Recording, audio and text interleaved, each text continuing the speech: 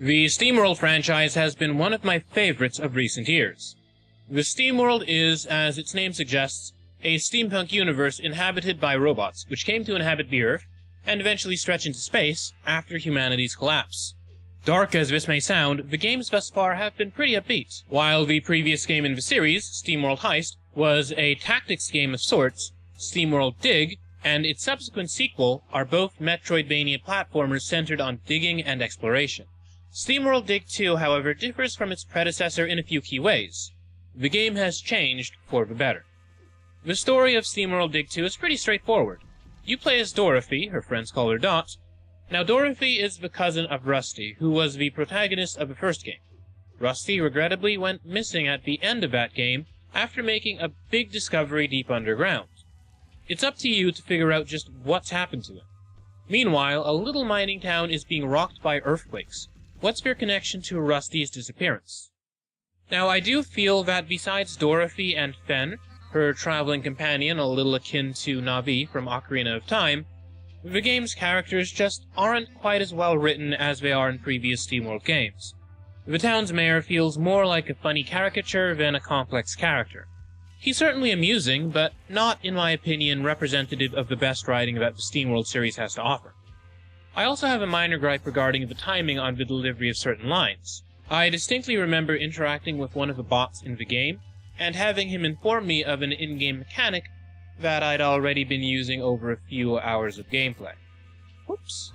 Otherwise, I have no issues with the game's storytelling and dialogue, which is humorous, simple, and straightforward. The gameplay of Steamworld Dig 2 builds fantastically on its predecessor. The short of it is that as you traverse levels, you use your pickaxe to break through blocks, digging deep into the mine in search of gems to sell to the town. It's in the town that you interact with the game's other characters and upgrade your tools. At its heart, this is the gameplay that I fell in love with in the first game, but there's a fundamental difference. Levels are no longer procedurally generated. Steamworld Dig 2 ditches the random elements of its predecessor for lovingly handcrafted levels. Having played several hours of the sequel, I honestly think that this is a move in the right direction. While I appreciated the replayability that random level generation lent to Steamworld Dig, the handmade levels of its sequel have resulted in something new for the series. Puzzles. Bear in mind that I have not yet completed the game, these are just my thoughts thus far, but so far, the puzzles have felt pretty fair. I don't think that they're all that challenging or complexly designed, but they are satisfying to solve and mix things up a little bit. They diversify the gameplay in the right ways. Now, because Steamworld Dig 2 is a Metroidvania, you can expect to do plenty of backtracking as you upgrade your tools and gain new ones. There's nothing more satisfying than receiving a new tool and realizing that it's just what you need to access a previously blocked-off area or to solve a puzzle that left you stumped earlier in the game. Overall, the platforming is solid. The game controls well and exploration is pretty compelling. There's always some fresh gem hidden a little bit deeper beneath the surface. Now, the game's upgrade system is in itself interesting as it uses a couple different currencies. There are the coins, which are used for buying permanent upgrades to tools, but there are also cogs, which are earned by solving puzzles, beating bosses, of which I have seen woefully few, and uncovering secret areas. They are nicely challenging to find and can be spent to either buff tools with special effects, or to increase the game's challenge level in exchange for more experience points or loot. This isn't the first time that I've seen a game include a system like this. Bastion comes readily to mind. That said, it is very well implemented in Steamworld Dig 2. It enriches the gameplay by allowing players to decide what aspects of the game will be more challenging, but ultimately more rewarding. While the game's largely focused on exploring and digging, it does have a couple different enemies. Sadly, I feel that this is where the game falls a little bit short.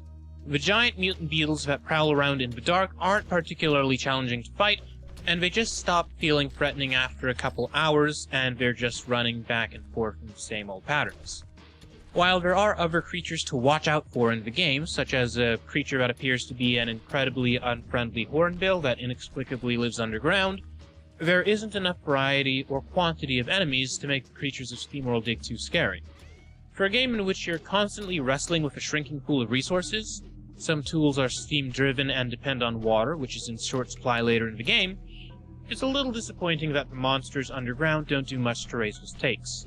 That said, the game is not without pressures. I distinctly remember being trapped at some point, low on health, my lantern dark, and water tank empty. I did the only thing I could. I began to dig. There was real tension.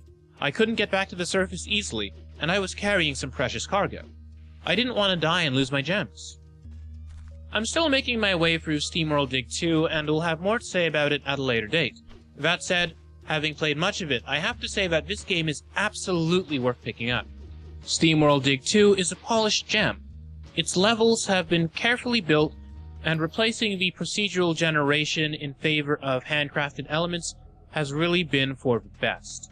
I'm looking forward to seeing what the rest of the game has to offer. Also, it would be a sin to talk about this game and fail to mention its spectacular soundtrack.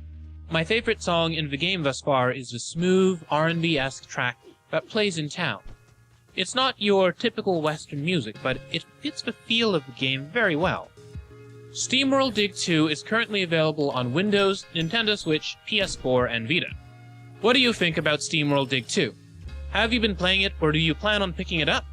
Hit us up on Twitter at OneRuleBeCool and let us know.